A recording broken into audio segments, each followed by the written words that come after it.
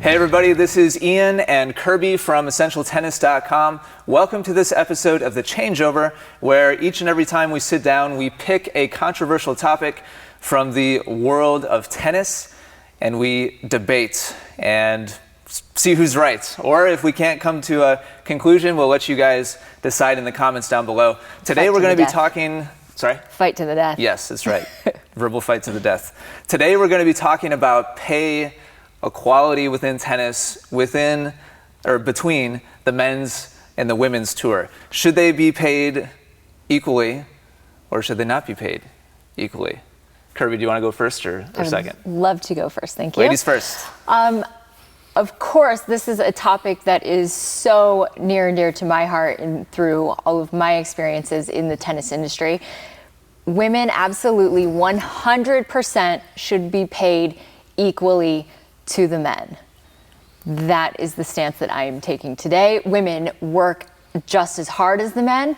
I will give you already straight out the gate the caveat of our argument of 2 out of 3 sets versus playing 3 out of 5 sets. Mm-hmm. But that's something that that makes sense to me. So I will give you that. If men are going to continue playing 3 out of 5 sets and women play 2 out of 3 sets in the Grand Slams, then the pay should be different there because that wouldn't be equal. But overall, equality in the pay grade. Okay. Okay.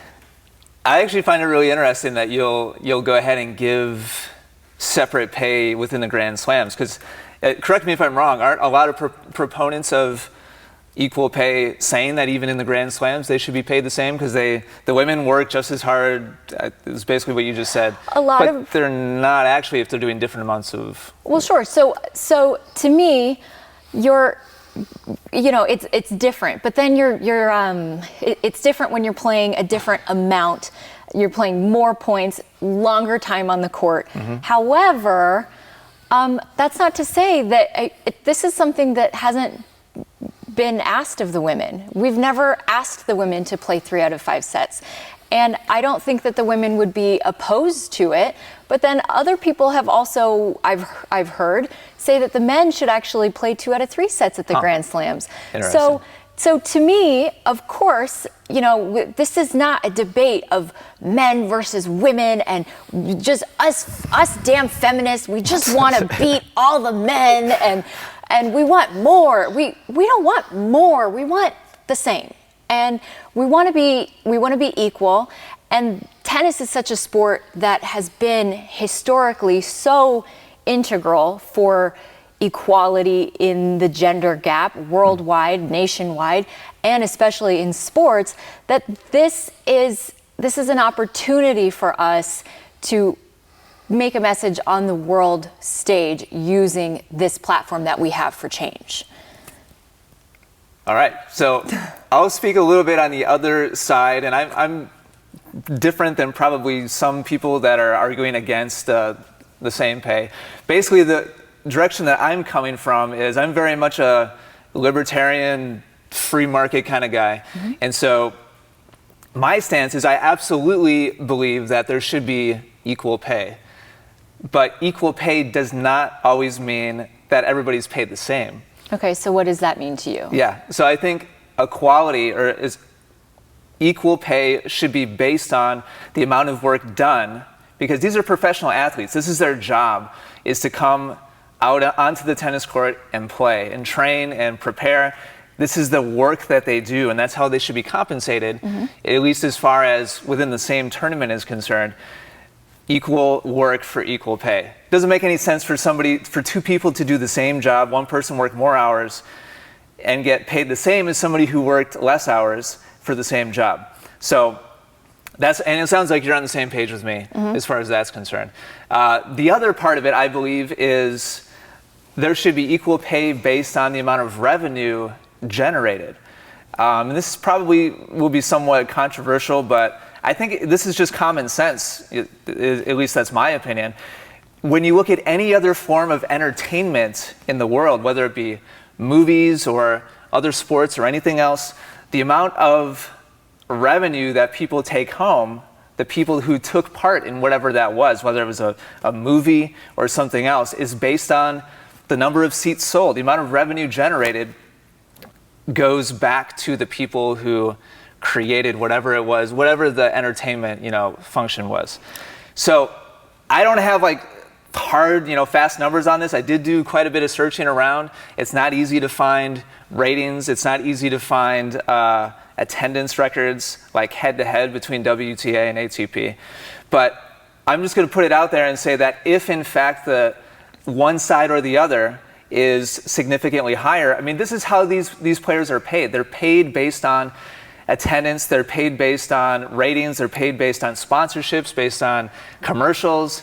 And so if the men or the women are generating more, then they should be getting a bigger percentage of whatever that total revenue is. Okay, so what do you think about that? I think that's a really good argument, but there are a few flaws with it. Okay. So within that argument of saying that they should be paid based on the revenue, the equal way to do that would basically, to me, have, and if you have any ideas, I'd love to hear about it, but would be to have a sliding scale. So after the tournament, you see what the ratings drew in, you see how sponsorships panned out, and the amount of ticket sales, which is minute in compared overall to total revenue for both tours. But you take this sliding scale and you wouldn't have your paycheck until after the fact, and that takes away a lot of the stakes, that these men and women are playing for.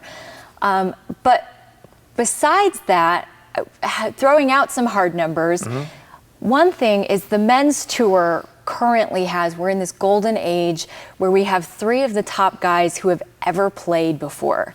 So the ratings on tour are absolutely high. Those guys should get paid a lot of money. I'm not taking that away from them. As a spectator and a true lover of the game, it adds to our sport and it grows it immensely. So, but that's not to take anything away from the women. The women in 2013 and 2014 had higher ratings in the US Open women's final. And then by 2015, the women's tournament itself sold out faster than the men's.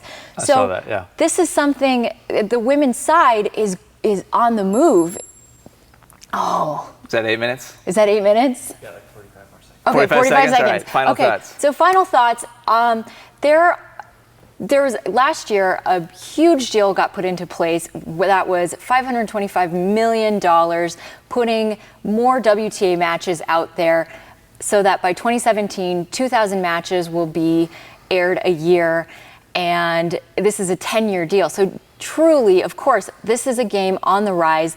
We've got these 3 top guys bringing in revenue, bringing in ratings, but it does go back and forth, and you can look at the research back through the decades. So equal pay, 100%. We talked about the difference in playing more, but I feel like we could talk more, but that's my piece. To reiterate what I said before, whether it's the men or the women that are receiving higher ratings, selling more tickets, merchandising, whatever it is, sponsorships, I think those are the people that should get more of the money. They should be getting the bigger paycheck, whichever way it happens to go.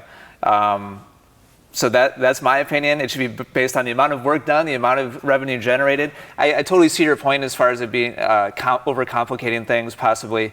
I mean, I hadn't thought through an entire plan on how to shift, the pay structure based on this approach. But in my opinion, that's the most fair, most logical way to do it. So to reiterate what I said before, just because it's equal pay doesn't mean that it necessarily should be the same pay from player to player or from tour to tour. Well, and just to close out, we're